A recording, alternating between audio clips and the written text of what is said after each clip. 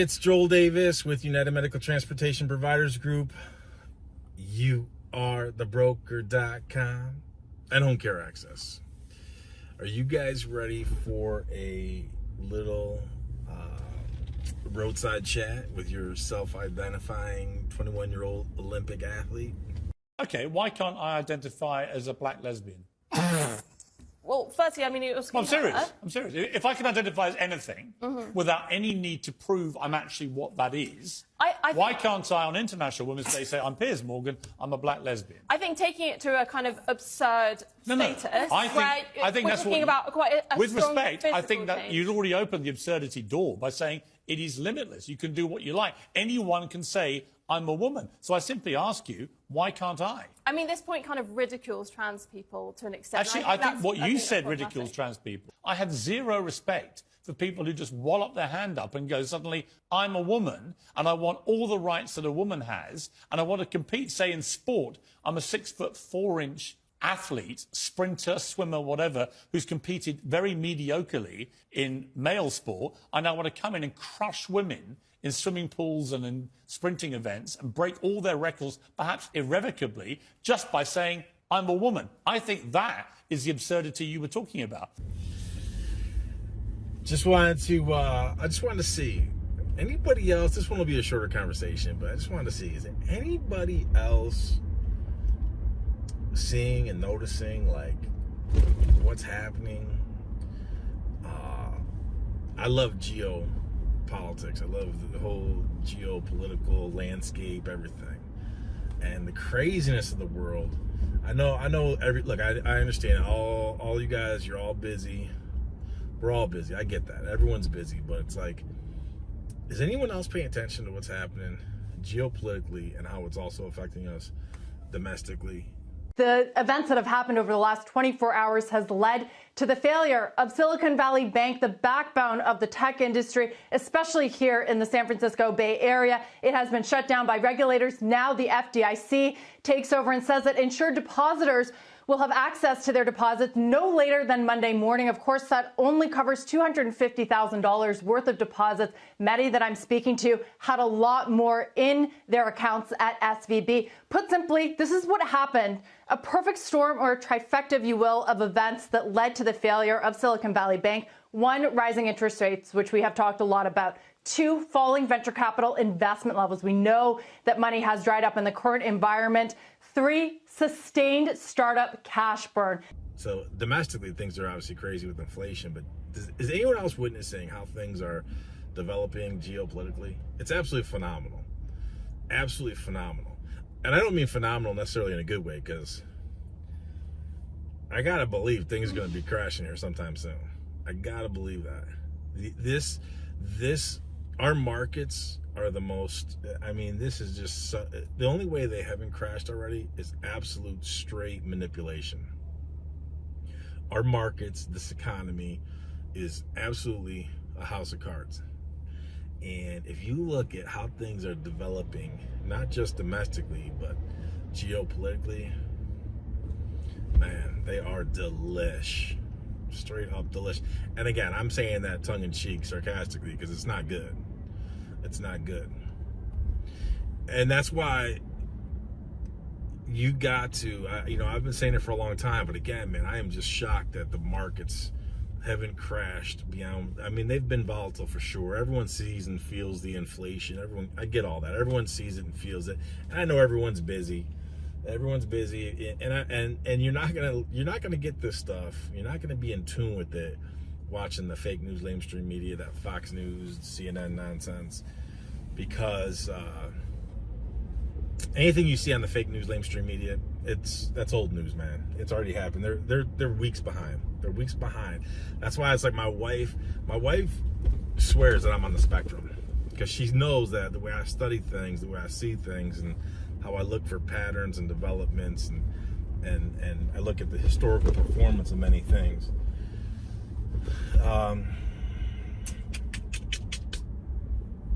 Passing the hospital where my mother passed away. Tough. And tomorrow is the 2-year anniversary. That's tough. Anyways, getting back on point here. So my wife thinks that I'm on the spectrum because of how I see things develop and how I analyze things. And I'm personally shocked at how the markets are still running on fumes. Do I think it's going to come to an end soon? Yeah, no doubt. And when it crashes, it's going to crash hard. And again, I know a lot of people are going to be offended by that. And Joel, you're being ridiculous. You're a 21-year-old Olympic athlete with no worldly experience. I know everyone wants to discriminate against me because of my youth, but I'm just telling you. So for the longest time, I've been telling people that you have got to focus in on strong cash flow. Strong cash flow. Because look, every single one watching this video has experienced the high gas prices, the high inflation, the labor markets just being completely jacked up every which way to Sunday. And it's only going to get worse. It's only going to get worse before it can possibly get better. So for the longest time, I've been saying, hey, the storm's coming. We're definitely in the storm for sure. I just didn't expect, like I said, I didn't expect the markets to even be sputtering along as long as they have.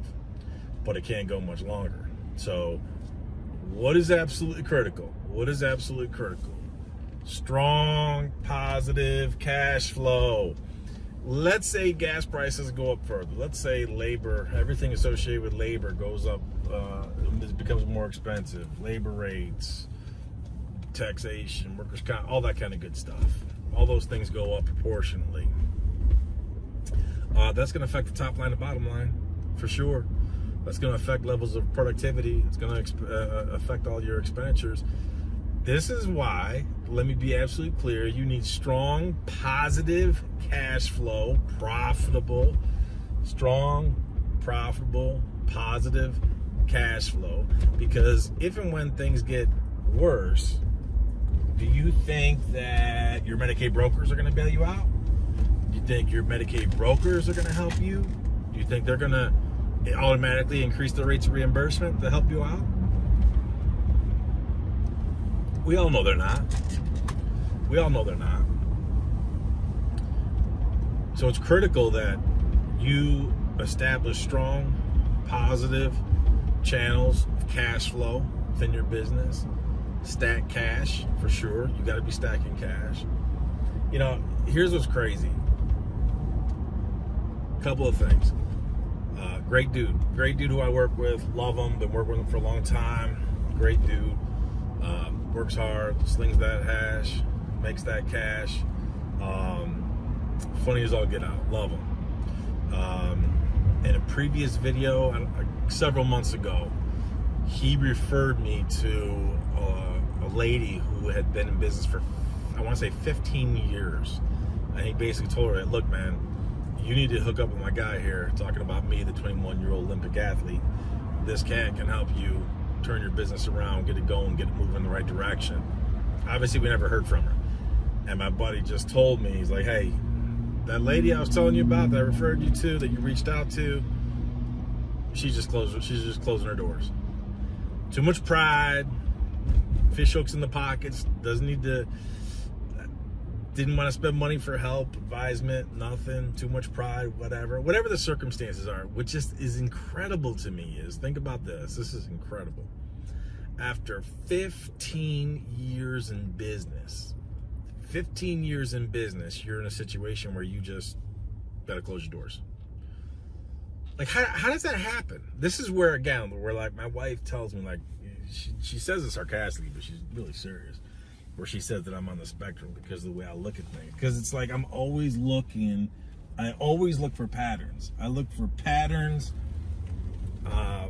based on historical development, human nature, relationships. Relationships are key, and I'm not talking about just one-to-one relationships. I'm talking about relationships within the markets, between countries, things like that.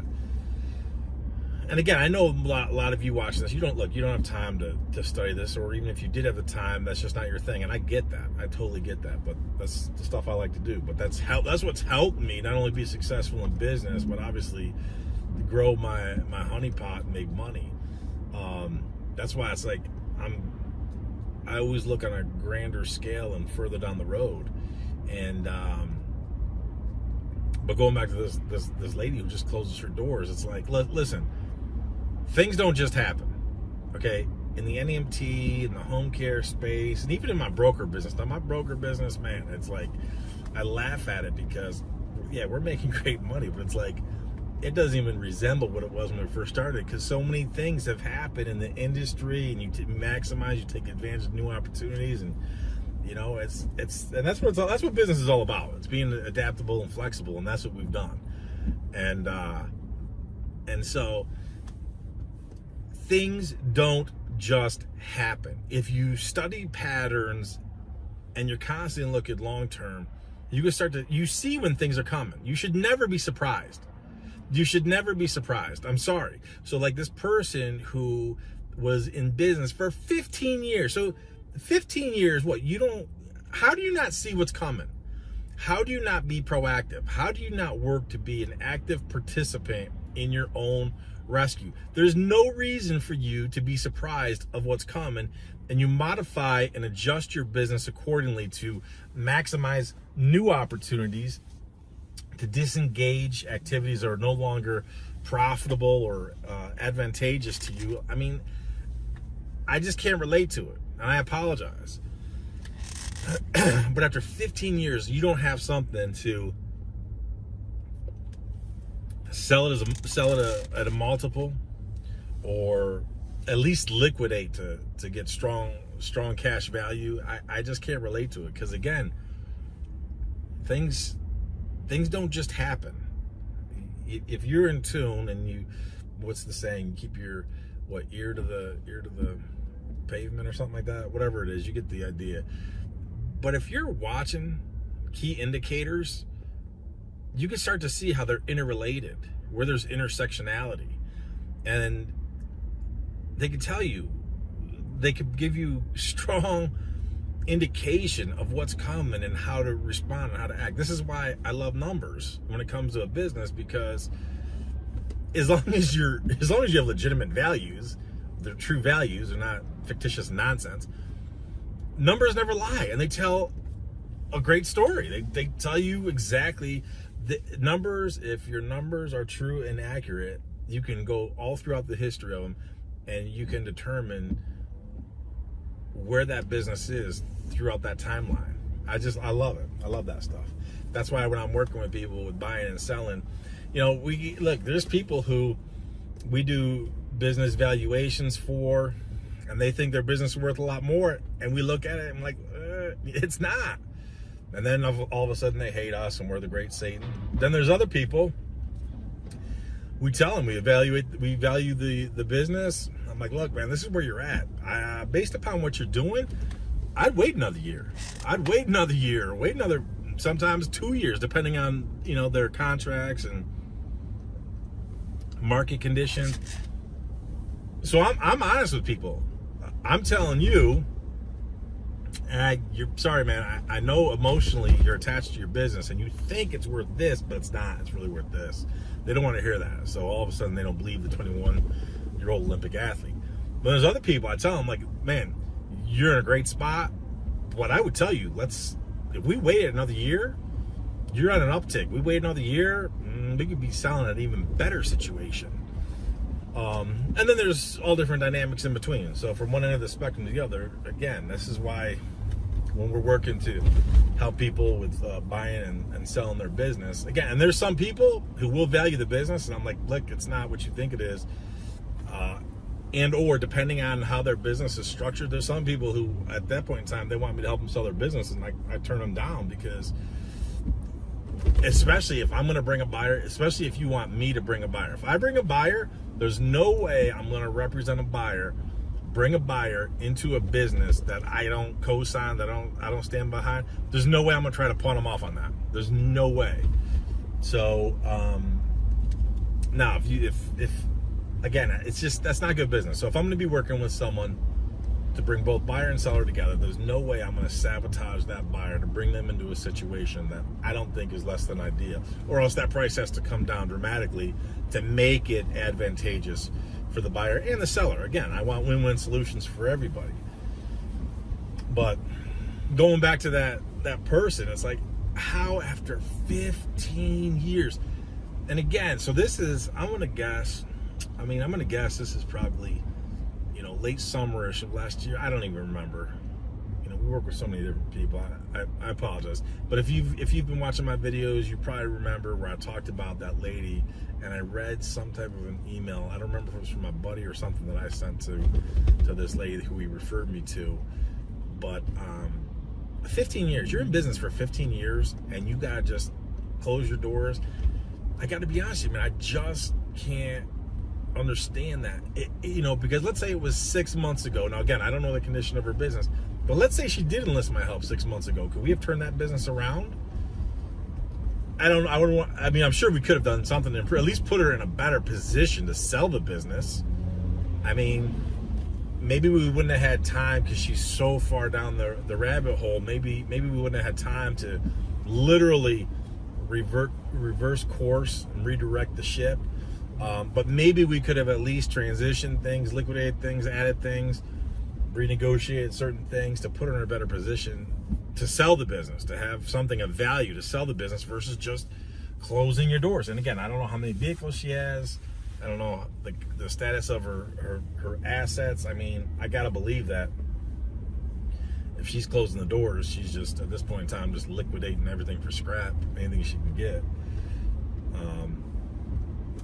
And again, this is kind of similar to the one scenario I talked about in a recent video, that one company who just up and closed. Before COVID, before the scamdemic, they were at, I think, 38 vehicles, and now post-COVID, they were at 22, and they were upside down. I forgot what they were in business for like 20 years. I talked about them in a previous video. And same type of thing. They're closing as of, was it March 1st? They closed. And then one of my other providers, he's buying a bunch of their vehicles on the cheap.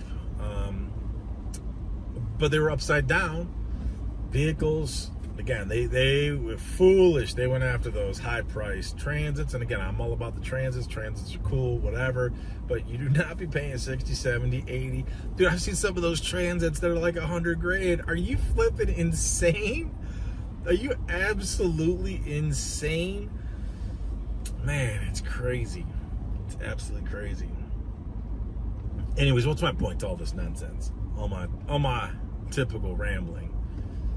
First thing is, I would encourage you, man, I know, take it for what it's worth. I know everyone's busy. You're busy, I'm busy, we're all busy. This is why I study things. That's why some of y'all, when I'm working with you, you'll get some random emails at 3 o'clock in the morning. That's why I work by emails, because I can communicate whenever, from wherever. Because I'm always working on something. And if I'm not working on behalf of either a client provider or my broker business, corresponding with different vendors and contractors, things like that, then I'm studying. And I'm always studying things to refine our financial situation. But again, that stuff interests me. And if you don't, a lot of people, I get it. You got to have a mind for it. And a lot of people have no interest in that. I get it. There's nothing wrong with that. I can completely appreciate that. But I got to believe, out of all the, what do we got, like 25, 30,000 people who are on our newsletters, and I got to believe that there's at least a strong percentage of you guys who have a like mind to pay attention to stuff like this. And if you are watching the same thing I'm watching, of how I call it the battlefield, how the battlefield is developing, man, it is absolutely crazy. And I don't mean that in a good way. Things are developing in a very precarious situation. But hey, you know what, man? Elections have consequences. We know that the sleepy, creepy dementia patient, we all know he didn't win, but whatevs. At this point, we all know he didn't win. But sleepy, creepy dementia patient with the cackling sidekick, Medusa, man, they are quickly leading us to World War III, or at least that's their hope and desire with what they're doing right now.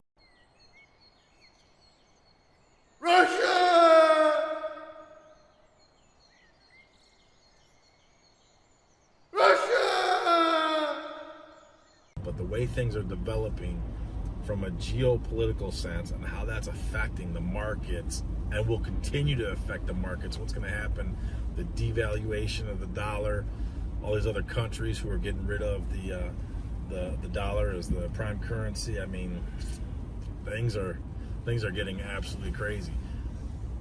And that is why from day one, when Sleepy Creepy Dementia Patient came in, I said, you better focus on strong, positive cash flow, because interest rates are going to go up further, and when they already are, interest rates are going to continue to go up further, which is going to further press inflation.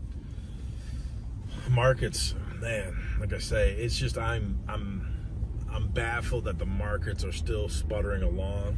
I don't think they can much longer, but I've also said that for the last year too, but that things are just absolutely flipping crazy right now. Did you see, like, for example, out in Silicon Valley, did you see how what's happening with some of the banks out there? The CEO, Greg Becker of SVB, has talked about this in the past. He expected this cash burn level to get better. It has not. This has led them to this position. And in the last 24 hours, many founders, investors that I've talked to have been desperately trying to get their money out. Some were successful and some were not. In fact, I think we have video of the scene right now at one of the SVB offices in New York. You can see that a few founders had collected and they were trying to get their money out. They were turned away.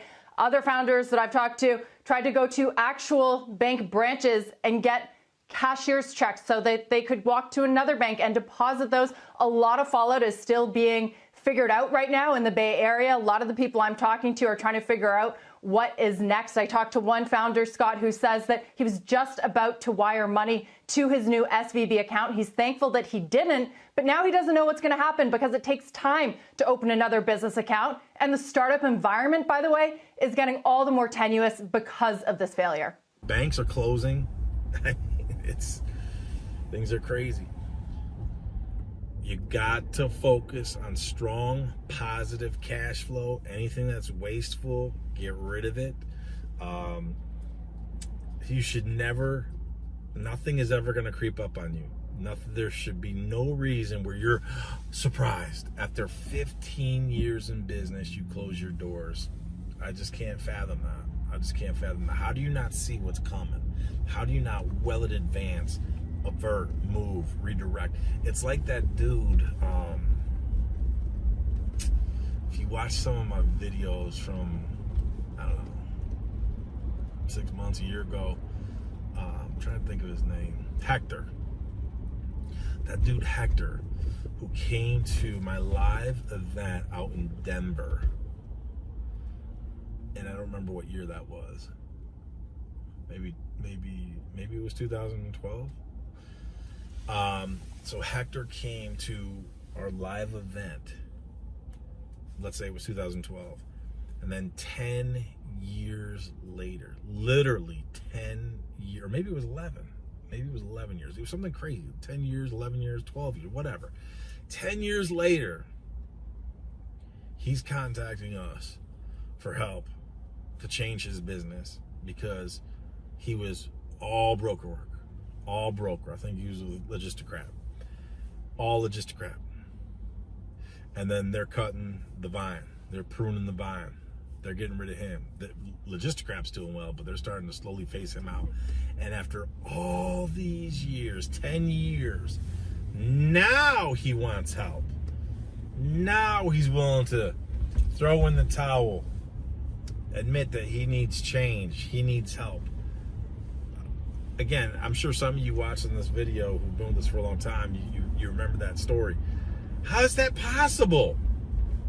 How is that possible that in 10 years, that means that living, sucking off of Logisticrat's teat for 10 plus years, that's fat cat. You just lived like a fat cat. Talk about complacency. Talk about complacency. I can't relate to that. I can't relate to that. 15 years in business, and you just close your doors. However many years Hector was in business, 10 years. So after coming to one of my live events hearing me talk, hearing me preach about how to do this, how to do that, how to build your business. 10 years later, you're no different whatsoever. You're being forced out by Logistocrat. They're phasing you out. And now you're ready for change. I just can't relate to that. It's just, it baffles my mind. I can't relate to it. It's incredible.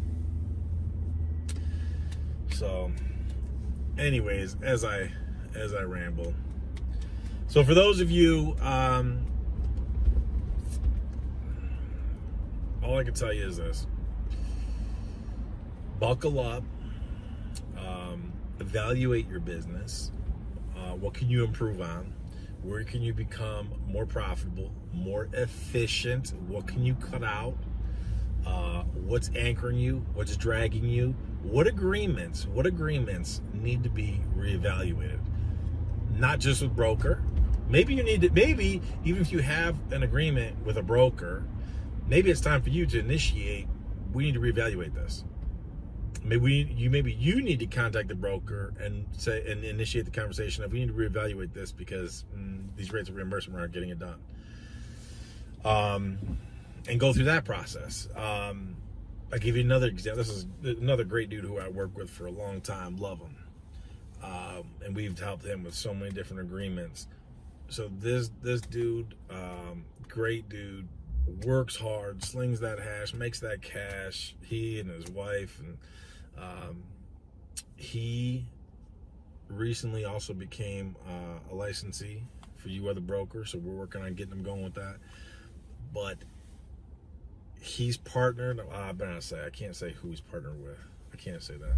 I'm not going to say that because I don't want to put his info out there. But he has some good strategic partnerships that he has formed, not just with facilities. We've helped him with a lot of different contracts and service agreements, but he's in a situation because he's constantly been proactive, working to be efficient, maximizing opportunities. He has some new agreements in place that these agreements, in building these agreements, people have referred him to others, so it starts to take on a life of its own.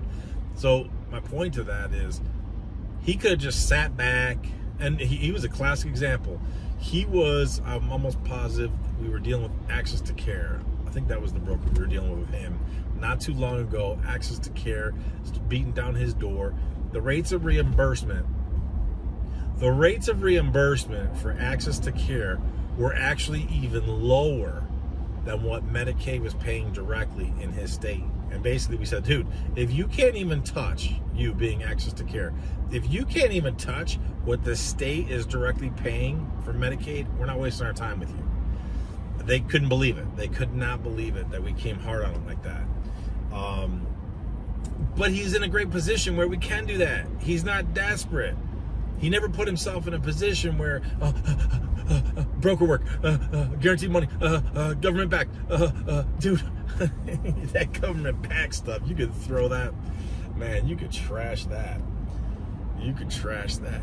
But he put himself in a position. I told him, I just drafted a contract for him last night, and I sent him an email and told him, I said, dude, I told you before, and I'll say it again, you're sitting on an empire. And he is, man. He is. He's been in business for, I think since 2015, but it's like he's still on an uptick. Even through all of this insanity, he's still on an uptick. And he can go perpetually, especially with what he's cooking right now. He could go perpetually. I always tell people you got to start working on an exit strategy, but this cat, he could keep going for a while because there's so many things that are developing for him, and it's just crazy. And it's not like he's in a huge state. It's not like he's in a huge state like, let's say, Cali or Texas or Florida, like people would initially think. He's actually in a smaller state, but he's just killing this thing because he's positioning himself properly. He's leveraging existing relationships to get other relationships. He's not just sitting back waiting for a broker. Oh, broker, give me the work, broker. Whatever you take, whatever you give, I'll take. Whatever you're offering, whatever you're serving, I'm gonna eat. No. And so he's in such a better position. It's phenomenal. Absolutely love it. So, anyways, all over the place as per usual. I know a lot of people hate my my long videos, but it is what it is. So as per usual, those of you who stayed till this point, stayed all the way to the end, you're an absolute beast, and I love you. So stay tuned. I'll have more content soon, I'm sure, because you guys who we work with just keep giving us great stuff. It's awesome working with so many people. So continue to reach out to my peeps with your great emails, and I'm sure they're going to continue taking care of you as per usual. When you do, I'll see you at the top. Let's go, Brandon. Hey. Let's go, Brandon. Hey. Let's go.